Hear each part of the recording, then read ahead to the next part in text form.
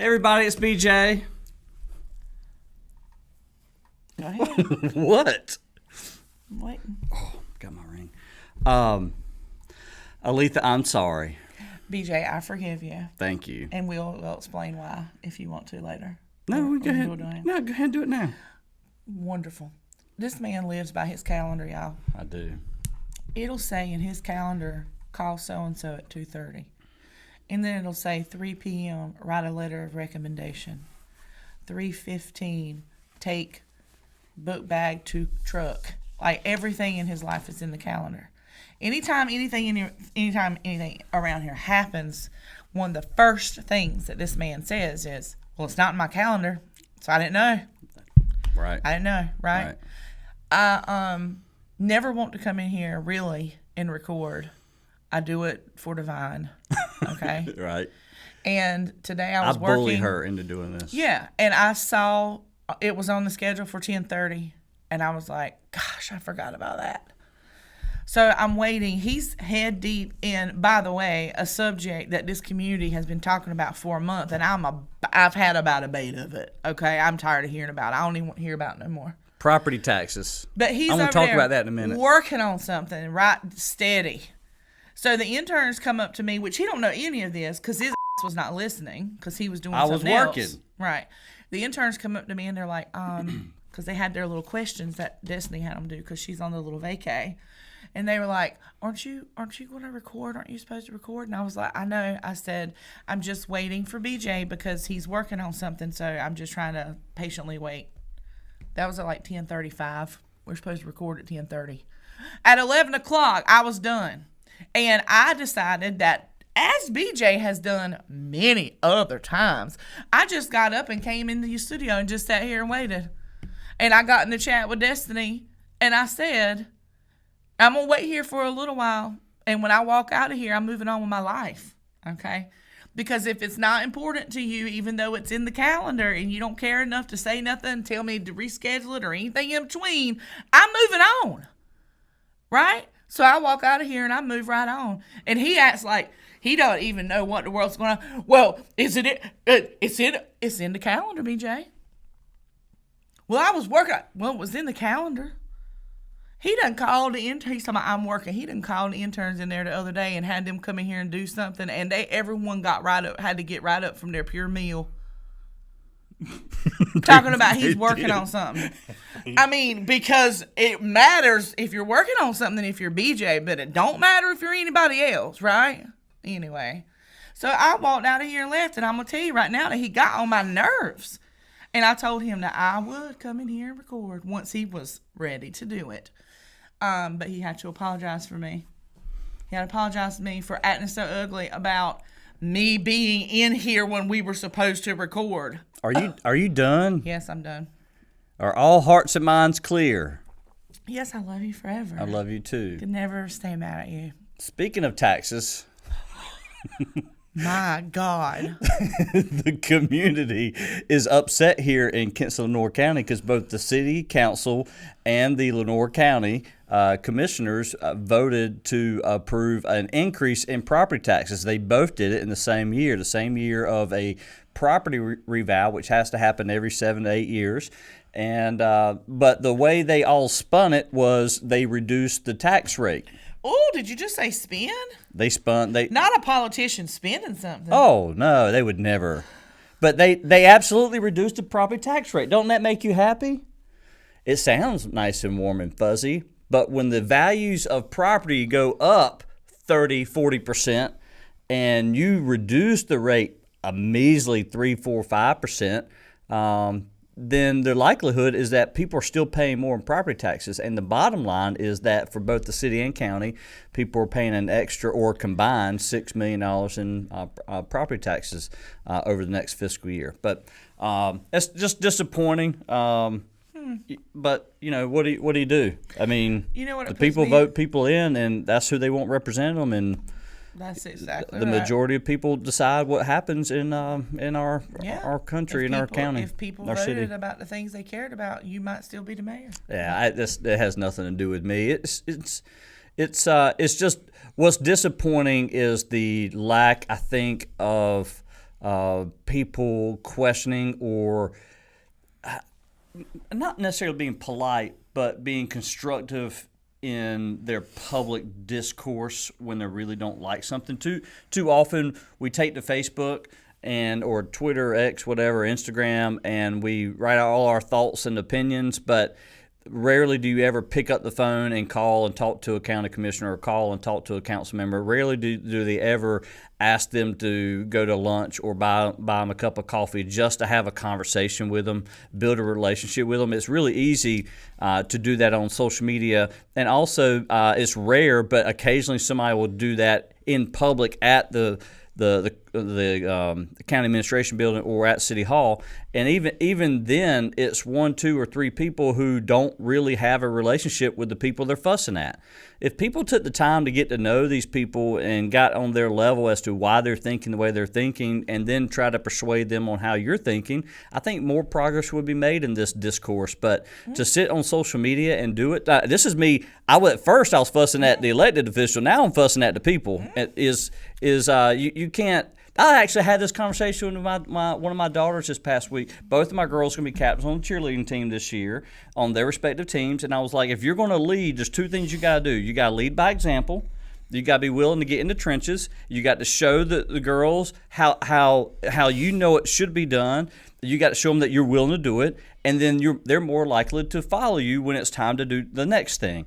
The other is, if you're going to have captains on the team that's more than one captain, then you need to take some time and develop a relationship with those other people so that y'all all can be united in your conversations, especially when it comes to the public, or in this case, the teams.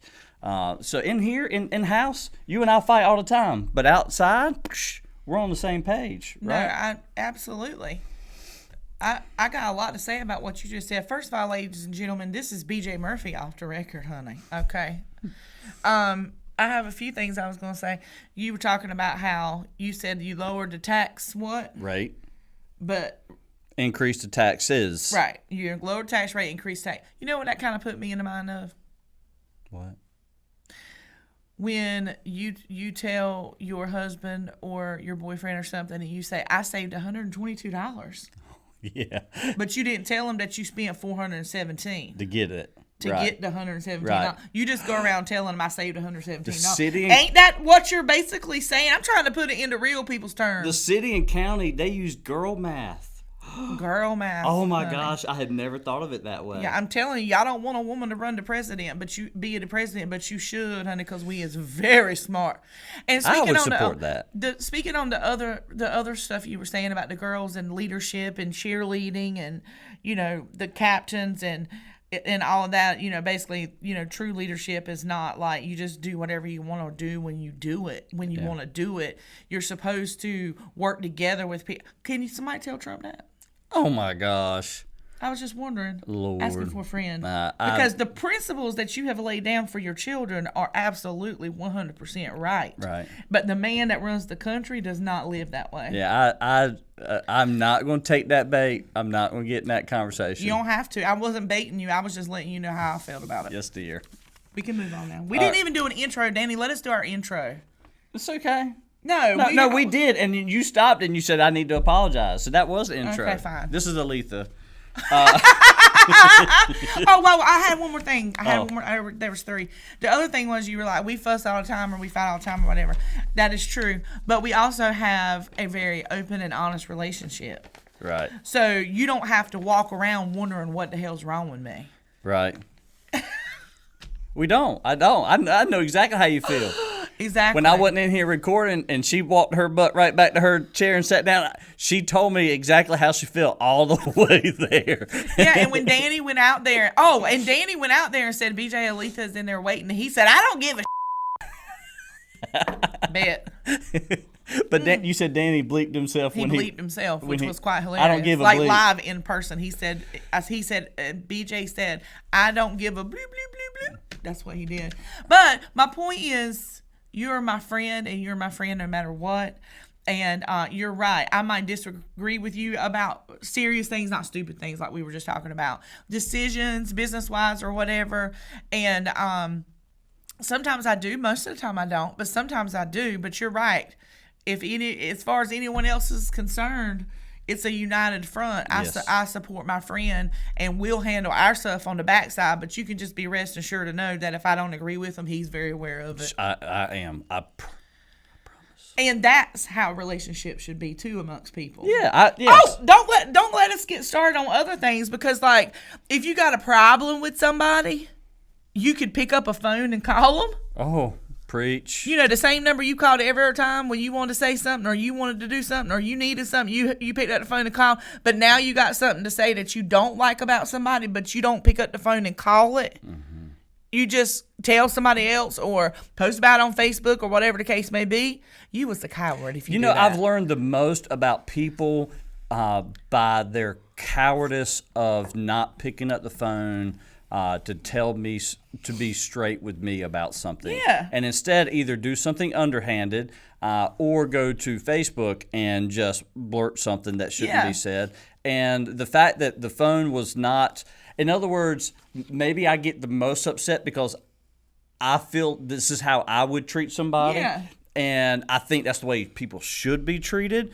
And instead of doing something underhanded, especially when you consider yourself a colleague or friend or peer or partner in some regard, that the lack of picking up a phone, the lack of being able to look somebody in the eye, the lack of being able to shake somebody's hand and say, "Listen, we need to talk." Truth, yes, just tell each other the truth and stop being out here being dirty, cowards, underhanded, shady ass shit.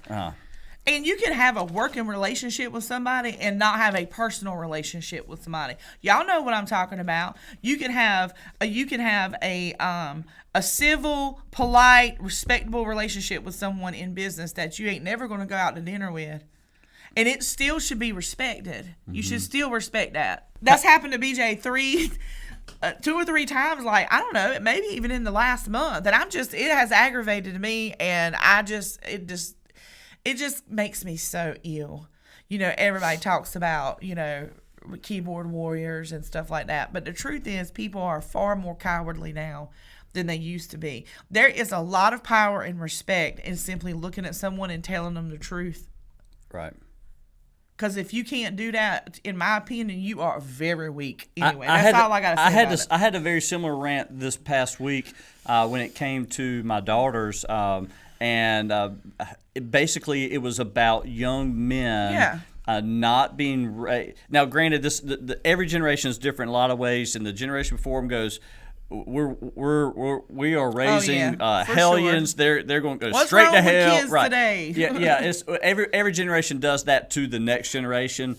But the one thing that I have noticed about the next generation is their lack of maturity in being able to look adults in the eye, being able to shake hands, right. Being able to say hello to a person of the opposite sex in public without this fear of, they're going to get talked about behind the scenes. Like, you got to earn people's respect. And my rant, boys today are absolute wusses. They are cowards. They'll see you at the restaurant, they won't say a word to you, but the moment you get in the vehicle, you get a snap.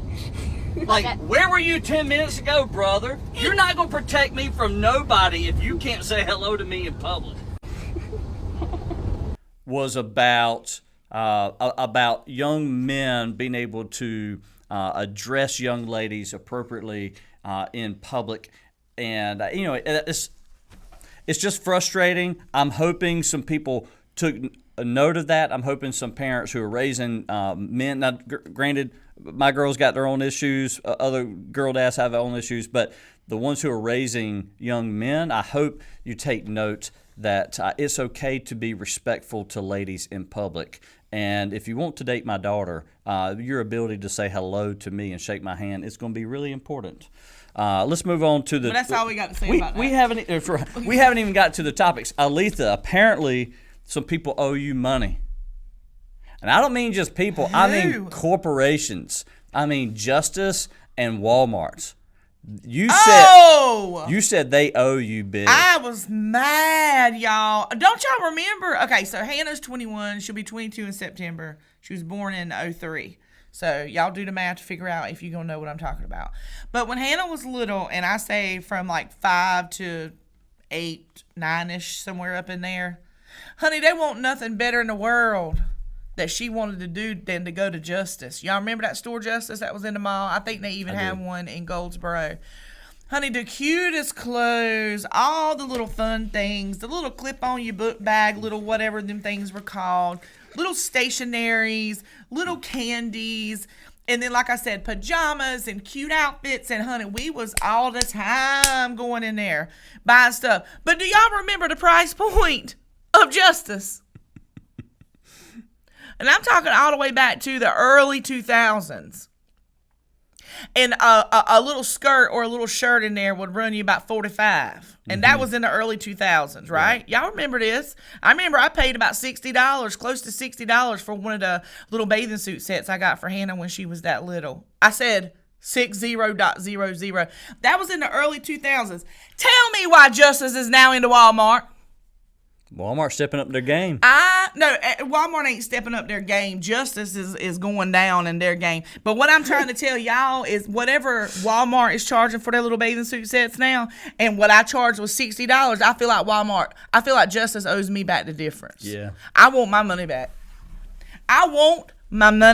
Because why are you in Walmart when I didn't spend all that money when Hannah was little? Aletha's going to start a class action lawsuit right here. That mess makes me madder than fire. Woo! That's all I got to say about it, though. BJ, are you allergic to bees? The answer is no, but I can't stand them. I don't mind the bees that pollinate and do all that stuff, but the things that drive me nuts are the wasps, the hornets, those kinds. The flying insects that can sting or bite you. I'm not a fan. Why God did that, I don't know. I feel like you need to answer that a little bit more honestly, because you said you can't stand them, but I feel like what you should have said is I'm terrified. Because when I tell you that a will run. He has left me to die over a wasp more than once. Gave me no help. There was no rescue Wish you whatsoever. the best. I hope you got your will updated. So he's up here talking about you got to speak to me in public if you want to date my daughter, and this man is running. I was running from some honey bees. That's funny. I never knew my life story was a country song. If you have never been attacked, I have.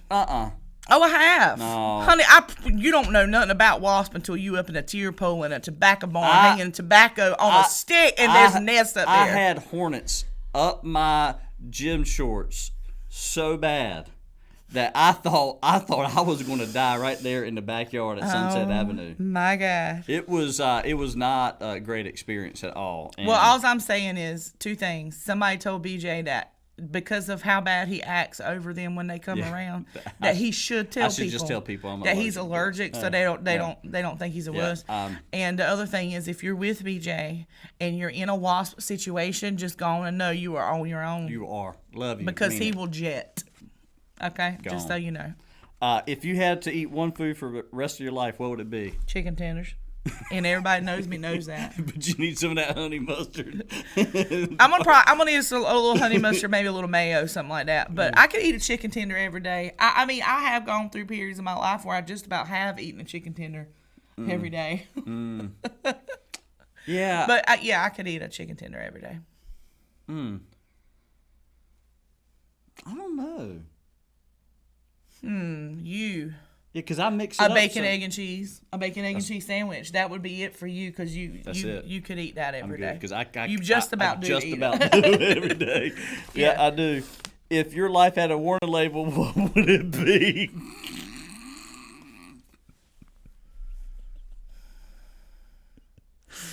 I don't know. Maybe they should tell me, the ones that wrote this, since I need to be warned. People need to be warned about I know what mine I don't know. Your whole life is a warning label. I don't feel like it, I don't think it is. I mean, I could say.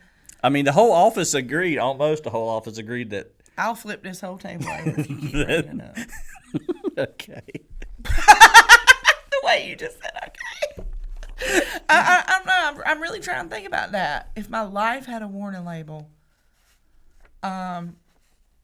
it would probably be like not recommended for people who do not enjoy a good time.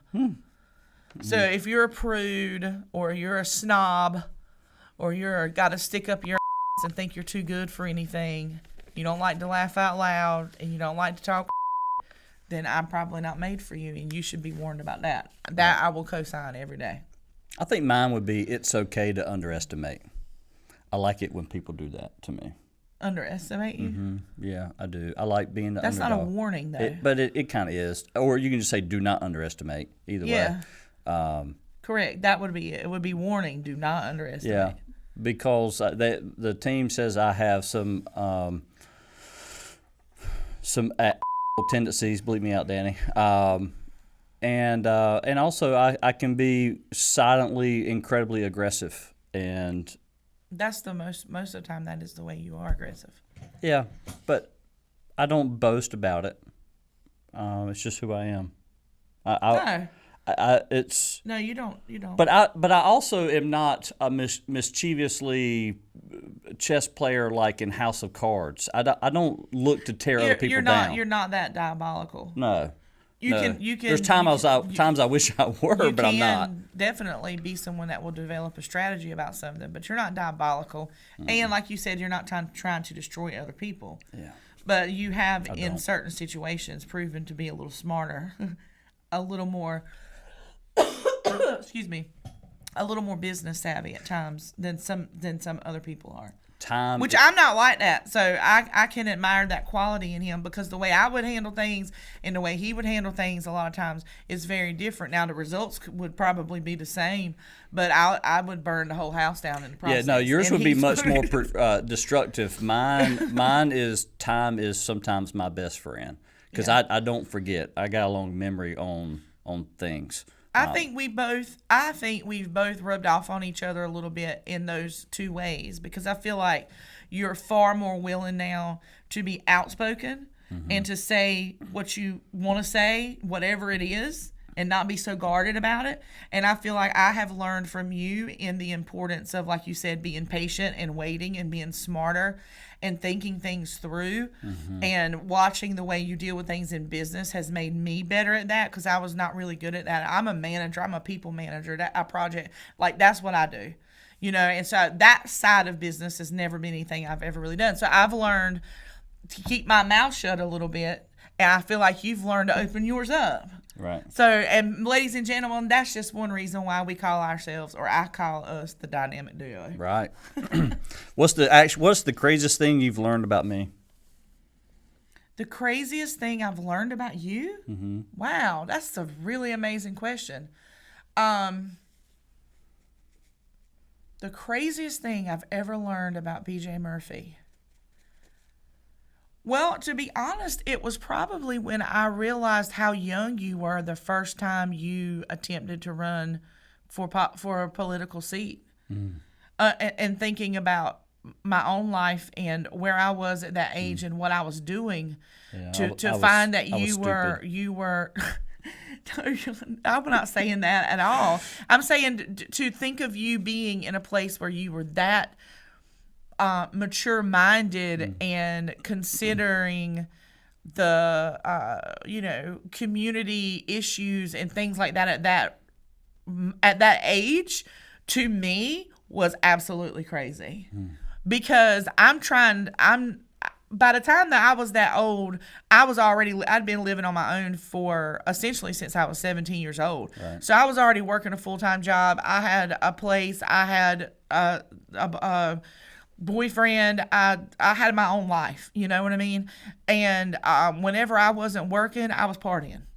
And I gave absolutely no thought to anything that happened in the world. I didn't care. So to me, it was really crazy to be that young and to be that interested in being in politics. And that probably, when I learned how young you really were, was probably the craziest thing I've ever learned about you.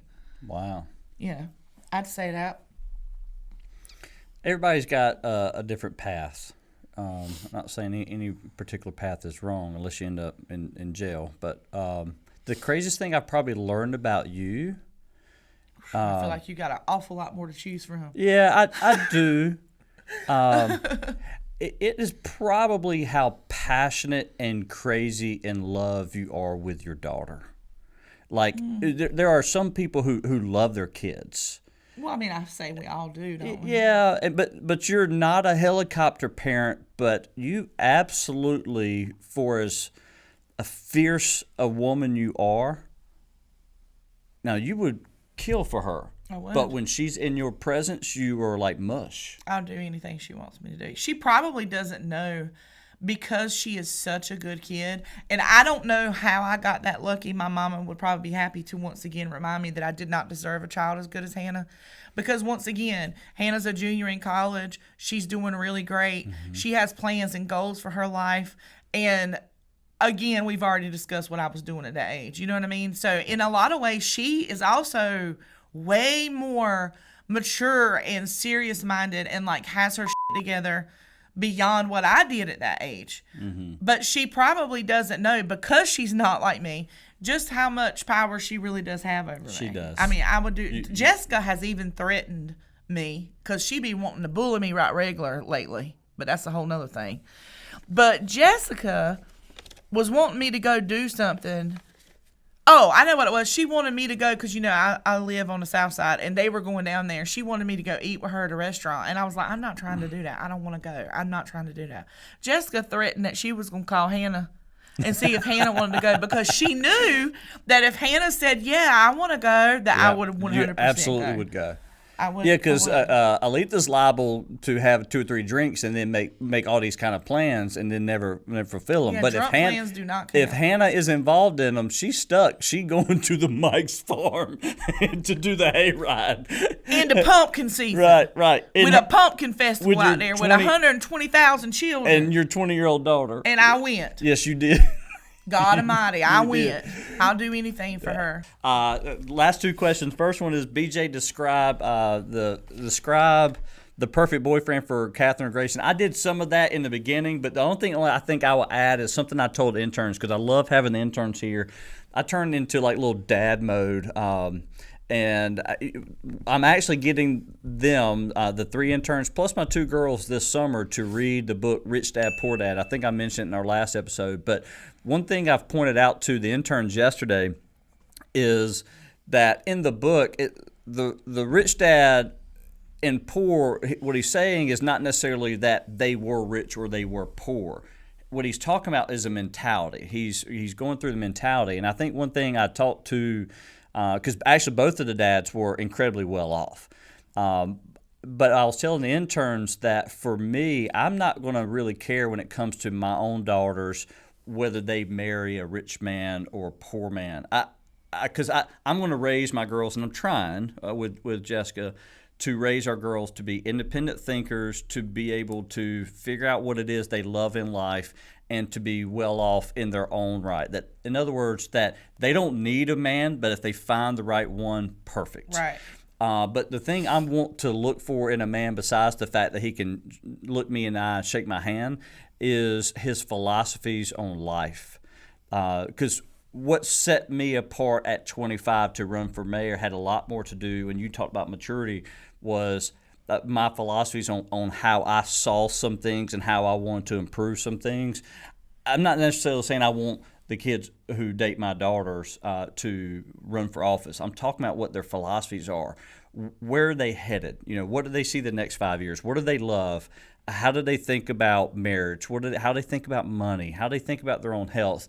You know, so the pedigree in terms of who your mom and them are is only as important as how are you raised, how are you taught to treat women, those sorts of things. So that's, I guess, some of that. I could probably go on for a long time about that, but anyway, that's what I think. Last one here is, so I'm in the office yesterday, and I hear Aleatha on the speakerphone. And I'm like, okay, yeah, that's cool. There's nothing new for her to be on the phone, but it was a little different for her to be on the speakerphone with somebody, especially in the office. Next thing I know, you know, she's turned the phone up and she's doing like this, and she's just talking, da da da da da da da da, and then the phone's down. And then a few seconds later, she's hit play again, and she's listening to something. And I'm like, Aleatha, what are you doing? And you know what, folks? Her and one of her best friends from high school are Vicky! are Shout out! are sending each other voice memos. Yeah, see, we got it right here. There's one right after another. One right after another. And I'm like, why don't you just pick up the phone? And this went on for 35, 45 minutes, maybe an hour. Because she was out running errands. So it's hard to run an errand like this when you're in a store and you're trying to add the cash register, right? So what you do is in between your little stops, whether you're at the stoplight or whether you are in the parking lot or whether you're in the back of Target and you're just looking at, Stanley Cups or something, and whenever you have a moment, you can respond with your own voice, and then you move on with your life, and then when you get a chance to check, you check it, and then you can respond again. Because there's certain situations and stories that you really need to hear what the other person sounds like when they're saying it. Mm-hmm. Like, I know people say that to me. They're like, girl, when I read your stuff on Facebook, sometimes I swear it's like I literally hear you saying it. Because you learn people's personality so much that it's twice as fun to hear them say it than it is to read it. Because it's going to be, you're going to miss all the dramatics and the inflections and the laughs and all of that. So the voice memos are good for that. I'm a fan. I'm not against. I can't believe you, Mr. Technology, Mr. AI Summit, Mr. Social Media Marketer, is against a technology. It's called Bluetooth, and it works. I don't got a Bluetooth to the office. And I'm not going to sit over there and wear them headphones like an iPad kid like you do. I'm not doing that. You can get me some inserts. I might would consider that. I loved how this became about me. I hope Danny will put a picture in right here of you with the headphones on. Y'all, we got an inside joke in the office about these headphones, and that's why he's hating on me right now. God, I love him so good. I'm not even going to attempt to try to unpack all of what you just said. I'm just going to allow your BS to continue because it obviously works for you too, and it's quite precious. Because speaking of precious, part of the last voice memo I heard, because it was on speakerphone, was how much she just adores their relationship. Oh, I love us. I'm going to love us 30 years from now. We've been loving each other for over 30 years, honey. Yeah. I know. We all have in that group. It's good to have friends like that. Marsha, Christy, Benita, Vicky, shout out. Class of 1995. Big Blue. I need a picture of y'all in the back of that hatchback or whatever it was. Oh, my God. We really did. It was a Suzuki. It was great. Well, it was a Suzuki later, but in the early days, it was a Geo Metro. We talked about this. Back in the 1900s. Yeah, I had a four-door Geo Metro. And when I tell you there was 8 or 9 head in it, honey, I promise you I am not lying. Right. All right, folks. Bad. Well, thank y'all so much for joining us today. I'm BJ. I'm Aleatha. Until next time. Bye.